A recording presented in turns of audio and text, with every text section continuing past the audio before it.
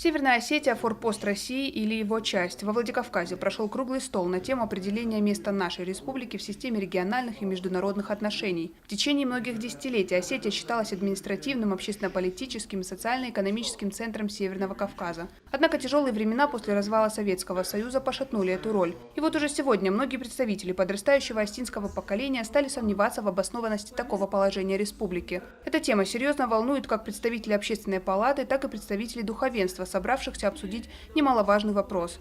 Политолог Яна Амелина полагает, что ни в коем случае не стоит сосредотачиваться на обыденных бытовых проблемах, а отстаивать роль Северной Осетии как форпоста великой страны. С другой стороны, доктор исторических наук Руслан Бзаров утверждает, что как таковым форпостом республика перестала быть еще в 60-е годы. По мнению участников круглого стола, задуматься над ролью Северной Осетии должны не только политики, а в первую очередь само общество.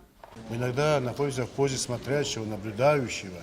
Мы иногда не успеем за теми процессами, которые происходят внутри нашей страны, внутри России, на Кавказе. Вот мы сейчас к этой теме и хотим поговорить. Мы не имеем в виду, что Осетия должна идти впереди паровоза, такого быть не может по самой сути. Но и отставать, и мы не имеем права. И как мы должны на это реагировать? Какие мы должны задать алгоритмы для развития Осетии?